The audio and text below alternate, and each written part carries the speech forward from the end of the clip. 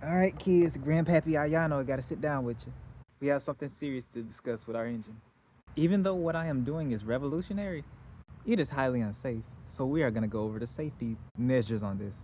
Specifically, taking all that we know about this engine, what's worked, what hasn't, and see how we can do it in a safer way.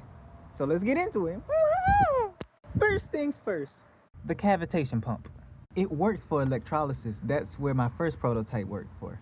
This prototype works on heat cavitation, the most powerful and strongest form of cavitation that you can use boiling water, which is where the first one comes in.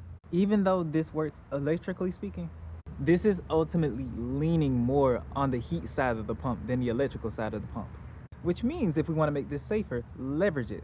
Leverage heat cavitations instead of operating on open wires.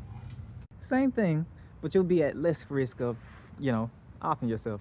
Secondly, vortices are possible here, especially for concentration thereof.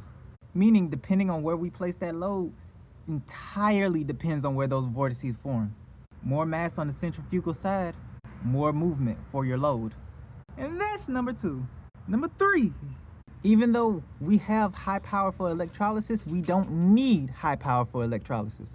In my previous experiments, if you can go far back enough, we've leveraged extremely low power, 15 watts at that, to not only create hydrogen and oxygen, but also combust it and plasmatize it. And we also used an air gap too, creating that spark gap effect that you get with it.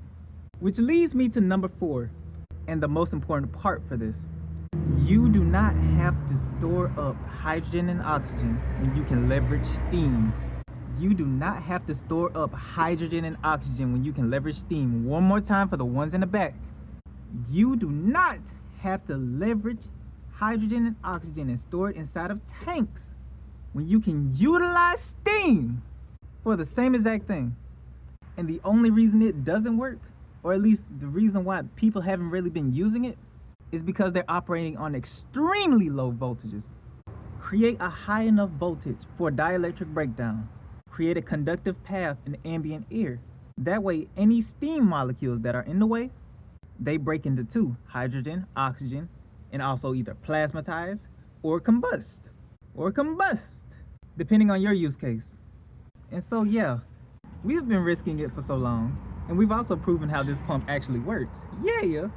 Now it's time for us to create a safer, more effective, and more efficient version of this, because I want y'all to test this out for yourselves in a safe manner.